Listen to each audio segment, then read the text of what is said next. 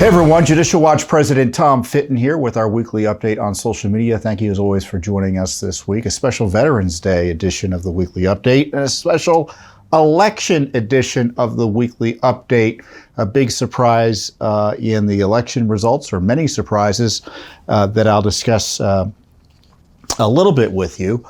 Also, we have major revelations related to your support through tax dollars of what could be quite dangerous activities in Ukraine, the biolabs there. Judicial Watch has some shocking information to disclose to you. First up, though, is Election Day. Or is it election week? Or is it election, it looks like, months?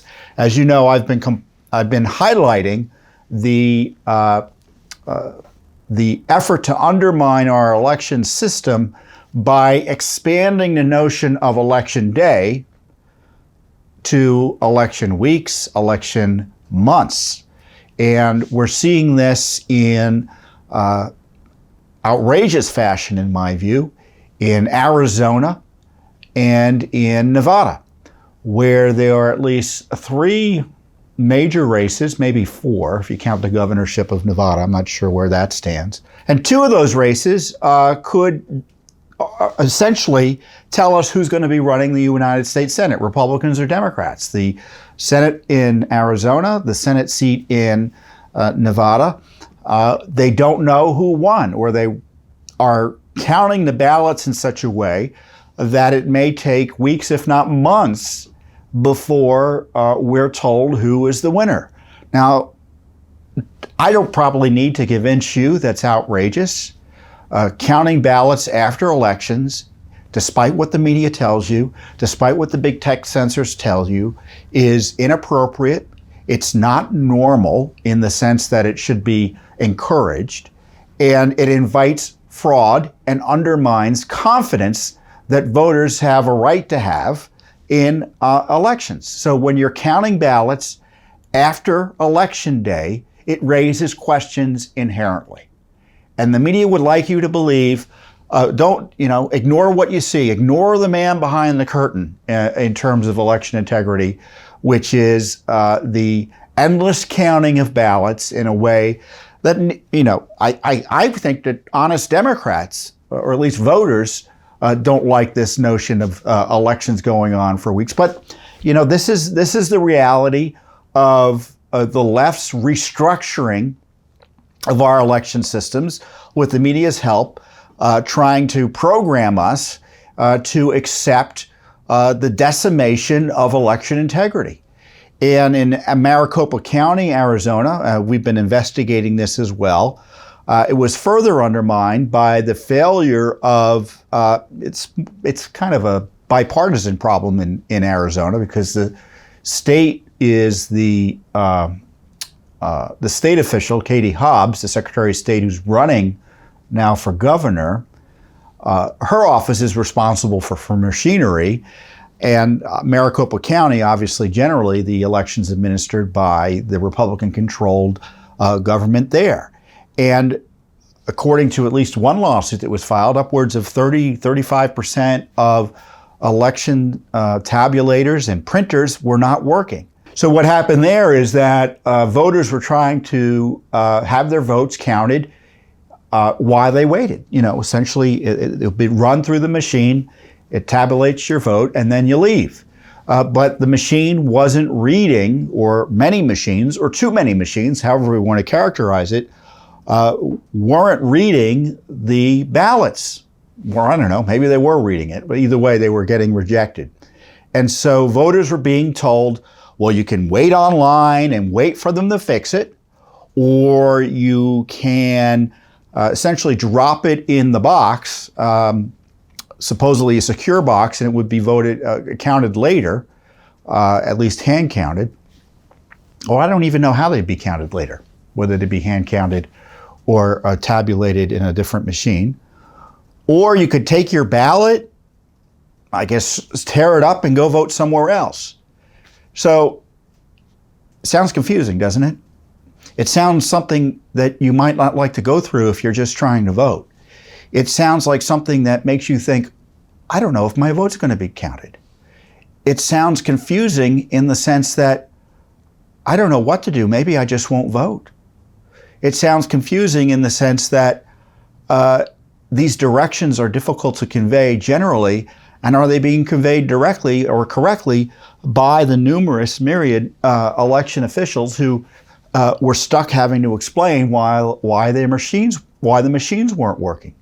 And indeed, as I report to you here, my understanding is those ballots that were unable to be tabulated on site, but were left behind by voters thinking they'd be counted later that day, still haven't been counted. So you've had this systemic breakdown of on-site voter tabulation that was planned in Maricopa County. And Maricopa County, for those of you outside of Arizona, is the biggest county in Arizona. It's where most of the people live. It's kind of like the, the New York City of New York. It's basically where everyone lives. And with all due respect to the wonderful residents of Arizona who live outside Maricopa County. And so this is not a small matter. So no one knows when these votes are going to be counted. And then on top of that, you have in Nevada, Clark County accepts ballots mailed as long as they're, quote, postmarked on or before November 8th up until Saturday of election week. So we don't know when those ballots are going to be counted. Last I saw, the official said, we expect unofficial results next week, next Thursday. When are the official results? Who knows?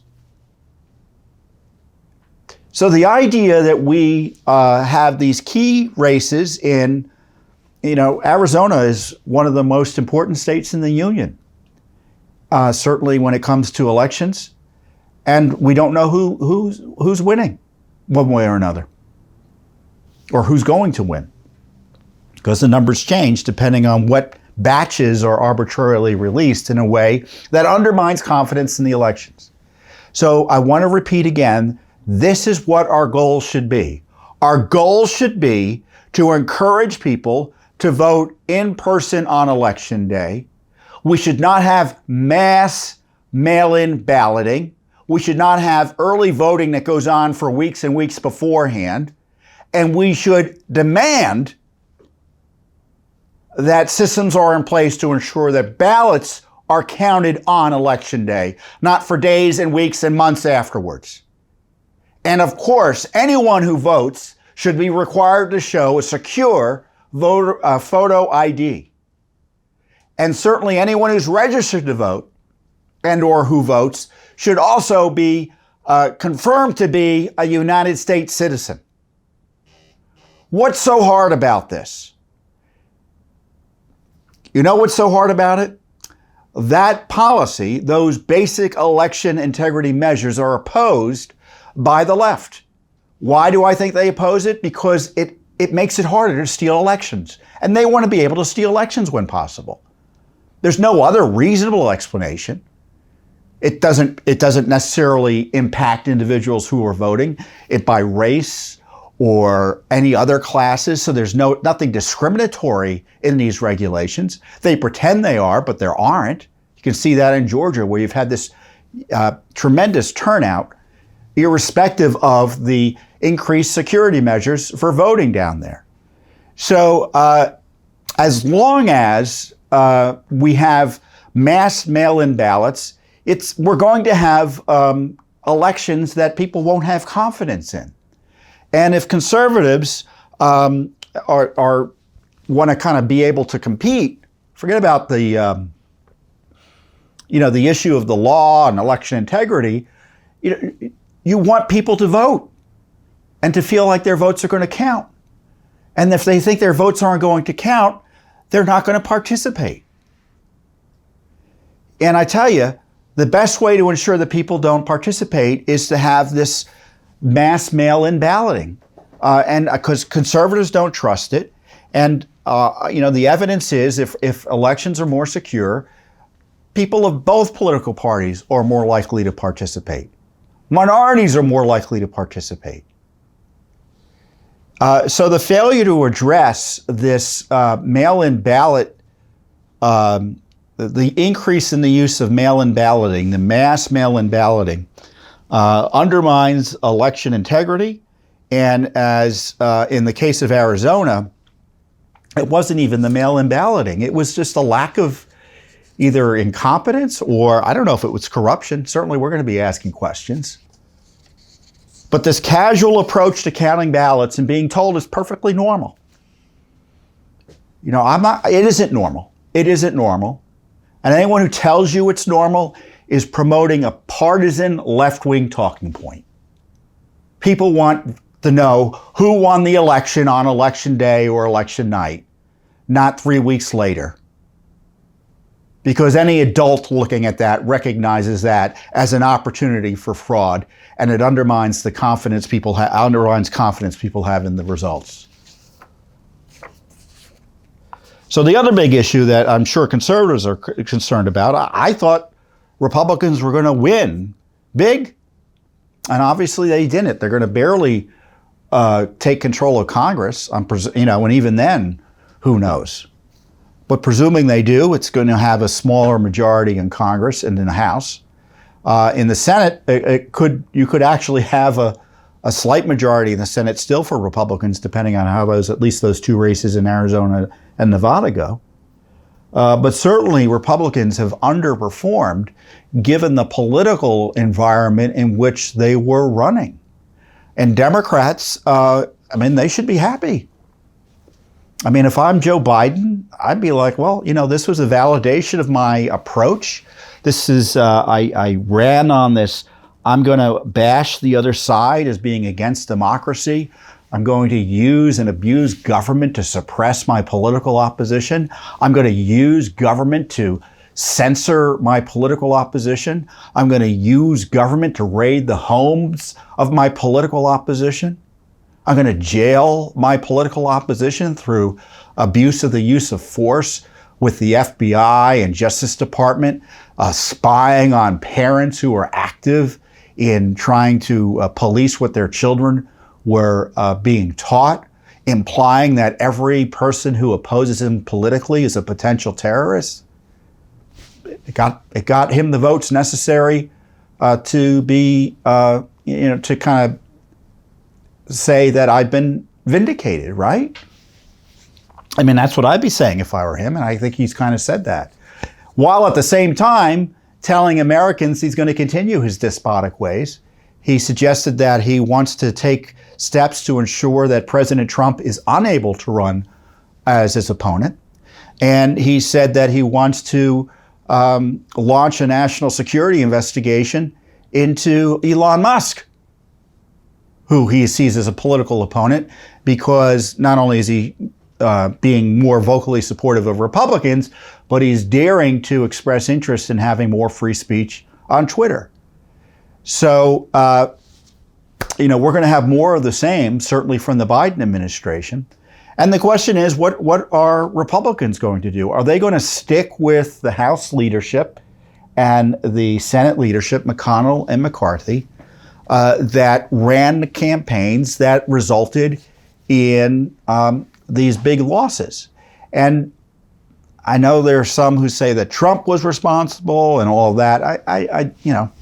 The politics are what they are. People are going to look at these results and say and blame whoever they want to for political convenience, because it's politically useful, I should say. But as I look at this, I see certainly on the House side, the House leadership, the House campaign operations that were pushing these, the themes for the election, is that they really failed to motivate the conservative base in a way that would have had a lot of folks come out to vote. And by that, they ignored the issue of government corruption. They didn't talk much about the invasion issue. Were they running on anti-corruption issues related to Biden? Of course not. And on abortion, they were frozen. They refused to embrace the moral take that the right to life should be celebrated and extended to innocent unborn human beings. Their response to the left's promotion of abortion was silence, largely. And a little bit after, a little bit, just a little bit before the election, they said, well, the other side's too extreme. Well, that wasn't obviously enough to motivate pro-life voters to come out and vote for them in large numbers. So in my view, you had this failed leadership in the House and the Senate promoting and actually being antagonistic to some of these core conservative values, and it resulted in the results that we saw. Now, for instance, do you think Kevin McCarthy is going to embrace an accountability project in the House? Is he going to say we have to impeach Biden? We need to have a broad-based impeachment inquiry, as I've suggested, or that we need to issue subpoenas, or we need to hold accountable those members of the House who are abusing their offices to target innocent Americans like they were doing on the January 6th committee? I don't think he is.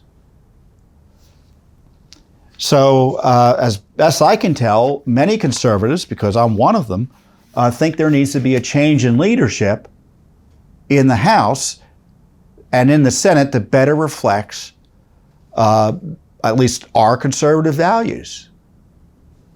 And this is not a political question. This is, do we want government officials in leadership positions in the House who are not going to do the right thing for government accountability and transparency and to address the threats to the republic?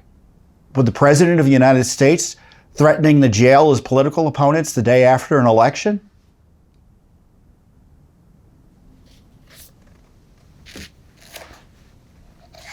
Virtual silence from the Republican leadership has story after story implicates President Biden in political corruption, RICO, racketeering type operations being run out of his vice president's office.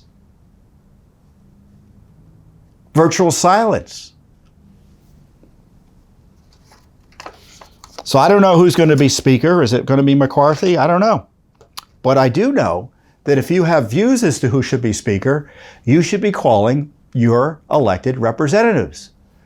Now, it may be tough to call the ones who are just elected because they may not have office numbers yet, but they could be voting as soon as next week as to who their leadership's going to be.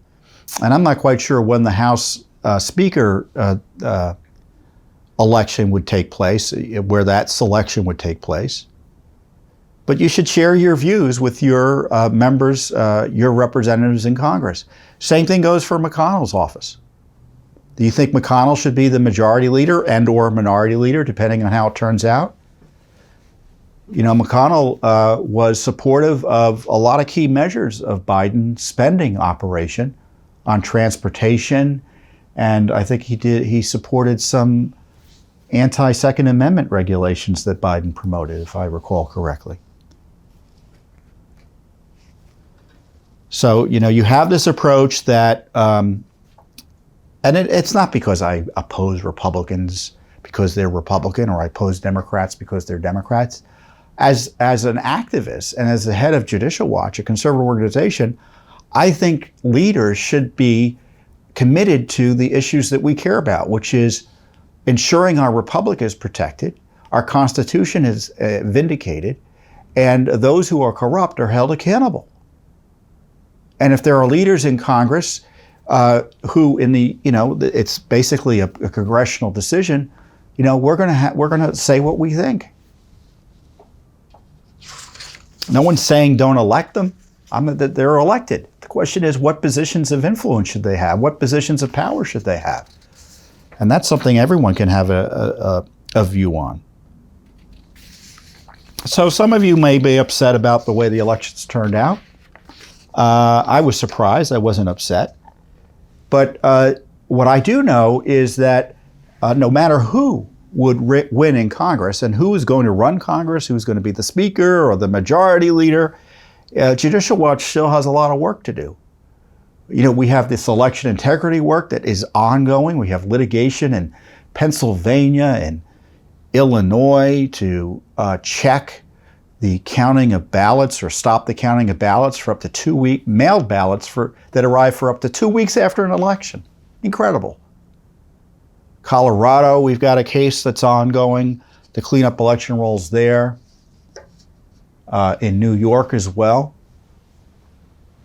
So all that has to continue, and there'll be more litigation to defend the rule of law and election integrity. And then, we have this issue of the corruption of the Biden administration. I don't know what Congress is going to do. I do know from past experience, Congress has great difficulty for a variety of reasons that I could spend a lot of time talking about, but wouldn't really get us to the point, in getting information from the executive branch. Heck, Republicans who ran Congress couldn't get information from an administration run by a Republican, the Trump administration. You had Rod Rosenstein and all the Justice Department and FBI gang refusing to turn documents over. So how do you think it's going to go for Republicans? And so if they're presuming they're running the House, when they start conducting oversight of the Biden administration, it's going to be 2 years of document fights. It doesn't mean it's not worth having. It doesn't mean it doesn't need to be done. It doesn't mean there shouldn't be oversight. But it does mean that Judicial Watch is going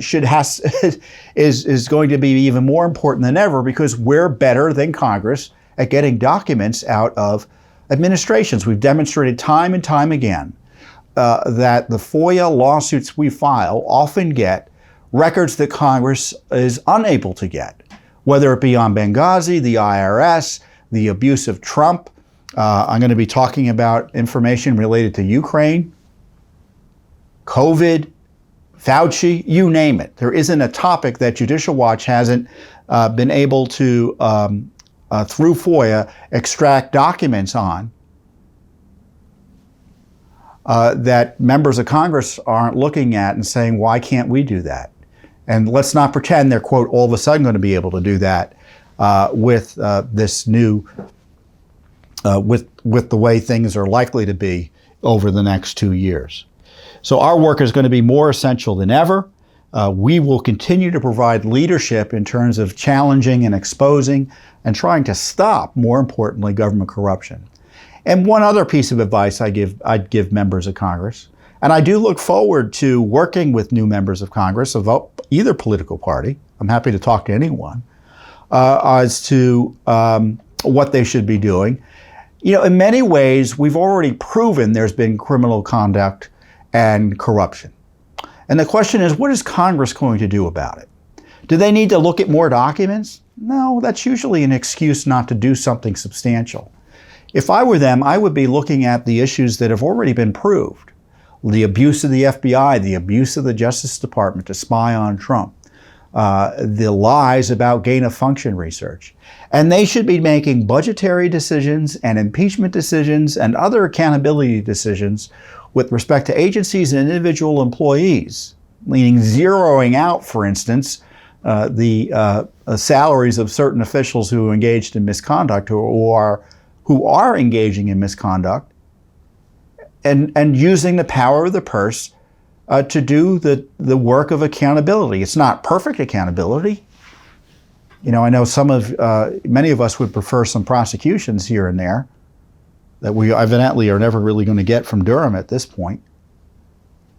But there are other things and tools that Congress can use to get some accountability, and I encourage them to use it, to use those tools. And it doesn't mean that Judicial Watch stops doing our work in the meantime, but our work also includes encouraging government officials to do their jobs, which isn't just to blindly spend our money, but to make sure that the money's spent well, and if there's misconduct in government, that they take steps to address it directly.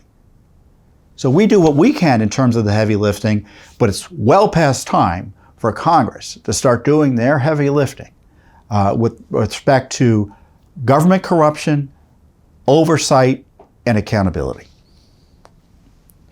And as you know, we're well ahead of the game already on that. And so back to work. And next up are some incredible documents that we got. And what's really incredible is we didn't even have to sue for them. It took them forever to give us the documents, but sometimes we wait a few months and we get some documents. In this case, we filed a FOIA request in February of 2022 to the Defense Threat Reduction Agency, which is a Pentagon agency, for documents involving work with a government contractor called Black and Veatch. I think that's how it's pronounced, Veatch, involving work of any manner with biosafety laboratories in the country of Ukraine. Now, why are we interested in that? You know why we're interested in that, because it was a major controversy. The controversy is, what was the United States doing in Ukraine with these biolabs? Now, we were supporting dangerous biological investigations in China, and it looks like we've been supporting, under the guise of managing them, dangerous work in Ukraine. And it's come to a head because of the Russia invasion of Ukraine. You know, the Russians were using the biolabs as a pretext to justify their aggression. So the immediate response by the media was, oh, we're not allowed to kind of admit that the U.S. is involved in some really risky, potentially, biolab activity in Ukraine, as opposed to just saying, yeah, well, that's what we're doing, and we were just doing it because we're trying to supposedly reduce the threat. Yeah, so I don't know about you, but I'd like to know why the heck we've been maintaining biolabs in Ukraine, engaged in Lord knows what, for 20 years. I understand after the fall of the Soviet Union, we would have an interest in making sure that such weapons laboratories or biolabs were maintained properly and, frankly, shut down properly. Instead, we've been running them more or less for 20 years in partnership with the Ukrainians. Why? That's one of the reasons we do the FOIAs. And of course, you know, in March of 2022, Victoria Nuland, the corrupt Undersecretary of State for Political Affairs, why do I say she's corrupt? Because she was part of this anti-Trump Russia smear operation, which saw the abuse and misuse of State Department resources to smear Trump and undermine the peaceful transfer of power in a seditious way. So we're relying on this corrupt official to protect our interest in Ukraine and Russia. But that's an aside. She said Ukraine has biological research facilities, which in fact we are now quite concerned that Russia forces may be seeking to gain control of. So we are working with the Ukrainians on how they can prevent any of these research materials from falling into the hands of Russian forces should they approach. Well, what are the research materials? So the documents we were able to uncover show that in 2019, I believe, we spent $11 million on programs related to these Ukraine labs. The documents show, let me get the specific, included in the records is an order for supplies or services dated August 1st, 2019, issued by the Defense Threat Reduction Agency. The total amount of the contract award is $11.2 million. It includes approximately 35 contract line items set forth in a statement of work, and it's titled Electronic Integrated Disease Surveillance and Pathogen Asset Control Implementation. The statement of work was not provided, nor was there any explanation for the withholding. So we did get these records voluntarily, but they withheld a lot of information from us that we may ultimately have to sue to obtain.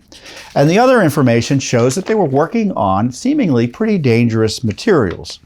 As I say, there's a lot of language or documents talking about pathogen asset control systems. You don't want to have a pathogen around you generally. You know, it's just the nature of the beast. But that's what this was all about.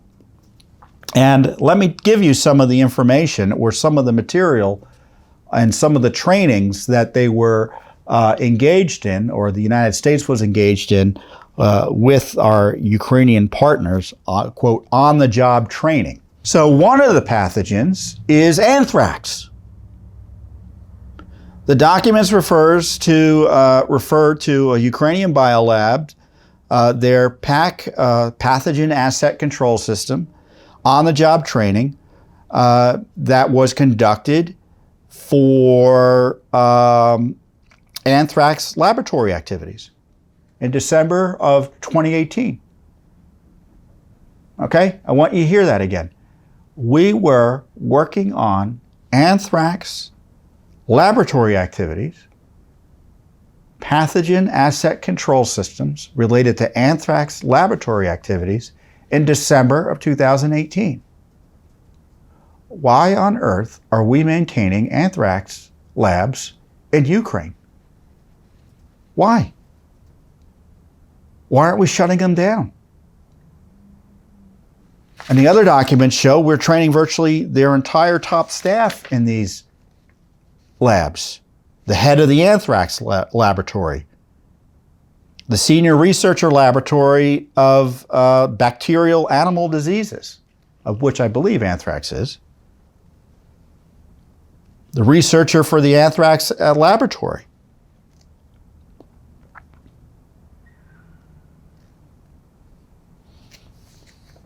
We have other documents showing from their trainings that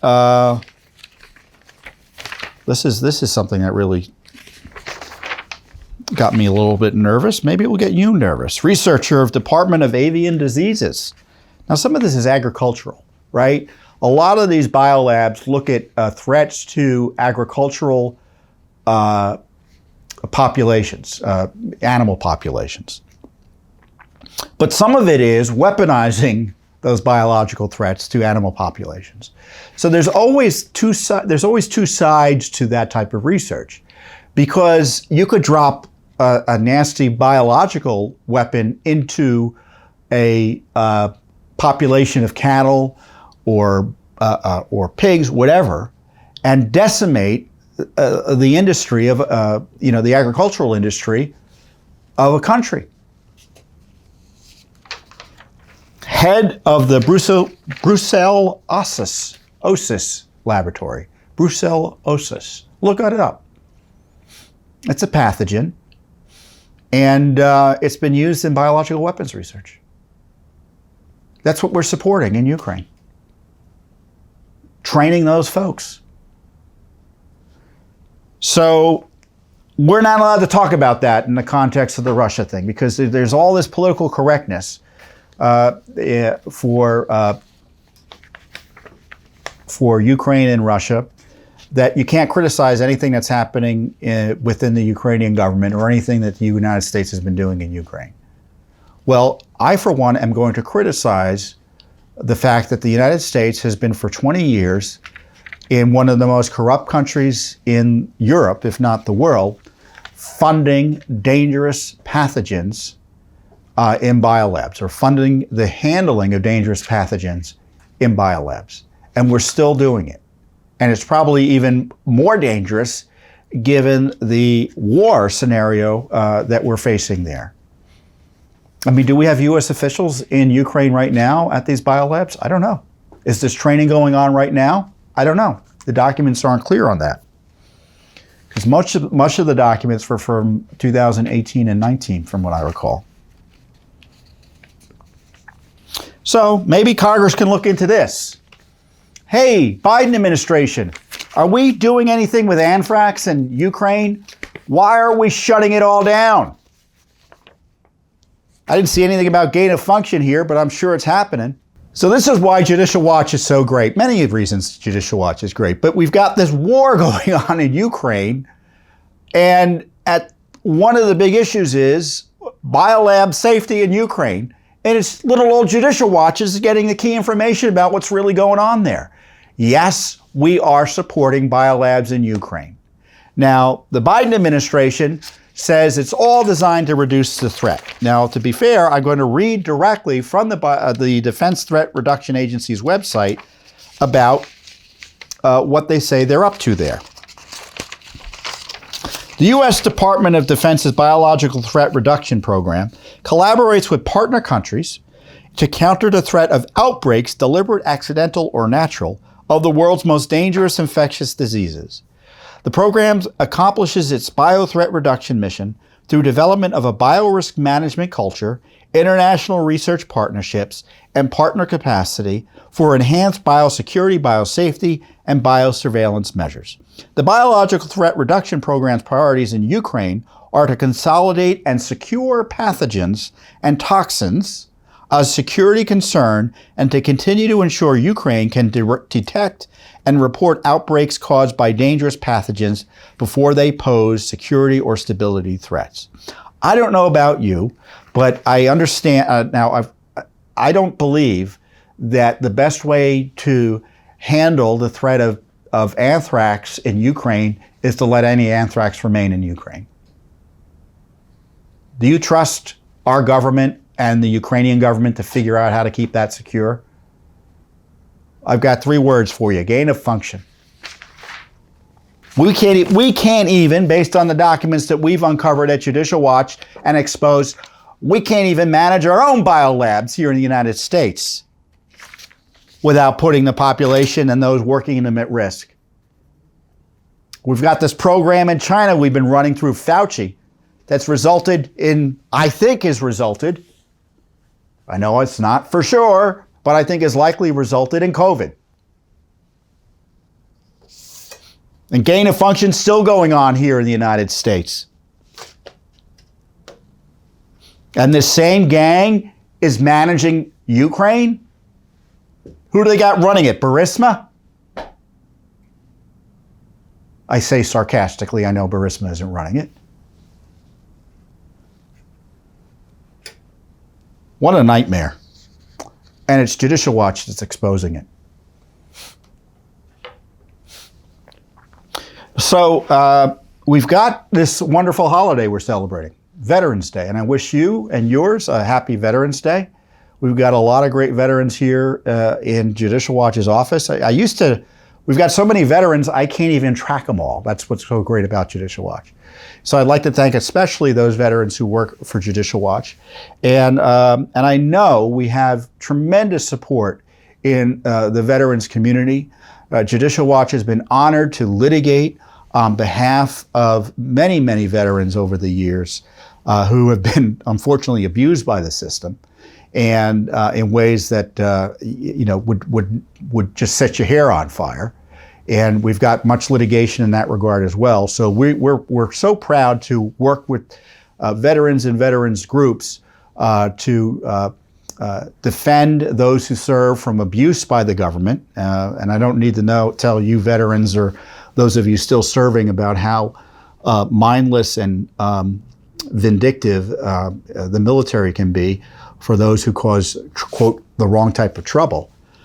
So Judicial Watch's work is essential there, and we're proud to do it, and we are honored to be able to do it because it's the least we can do. I'm not a veteran. The most dangerous thing I do is get into a taxi cab.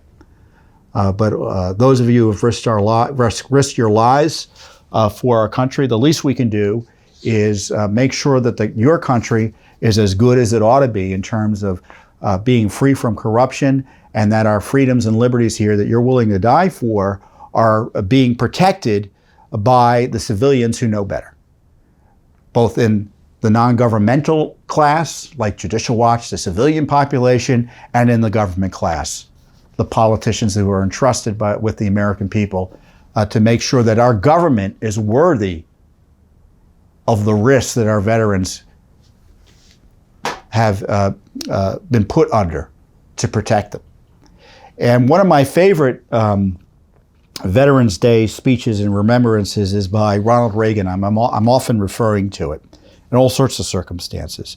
And this is a speech he made at the Veterans Day National Ceremony at Arlington National Cemetery on November 11th, 1985. And I'm going to read a little bit from it, so bear with me here. Sometime back, I received in the name of our country the bodies of 4 Marines who had died while on active duty. I said then, there is a special sadness that accompanies the death of a serviceman, for we're never quite good enough to them. Not really, we can't be, because what they gave us is beyond our powers to repay. And so when a serviceman dies, it is a tear in the fabric, a break in the whole, and all we can do is to remember. It is, in a way, an odd thing to honor those who died in defense of our country, in defense of us in wars far away. The imagination plays a trick. We see these soldiers in our mind as old and wise. We see them as something like the founding fathers, grave and gray-haired. But most of them were boys when they died, and they gave up two lives, the one they were living and the one they would have lived. When they died, they gave up their chance to be husbands and fathers and grandfathers. They gave up their chance to be revered old men. They gave up everything for our country, for us, and all we can do is remember.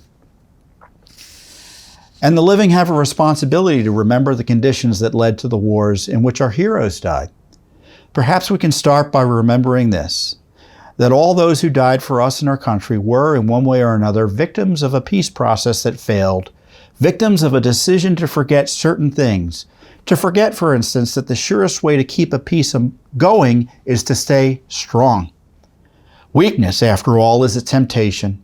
It tempts the pugnacious to assert themselves, but strength is a declaration that cannot be misunderstood. Strength is a condition that declares actions have consequences. Strength is a prudent warning to the belligerent that aggression need not go unanswered. Peace fails when we forget what we stand for. It fails when we forget that our republic is based on firm principles, principles that have real meaning, that with them we are the last best hope of man on earth. Without them, we're little more than the crust of a continent.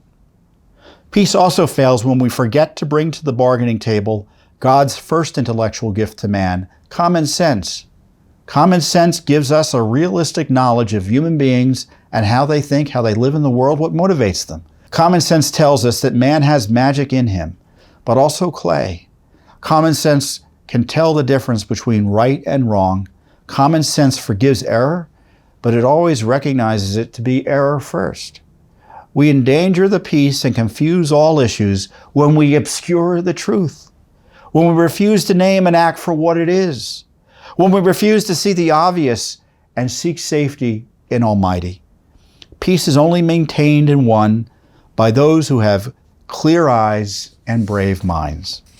And he goes on, obviously, but that was, again, President Reagan, the late great President Reagan in 1985.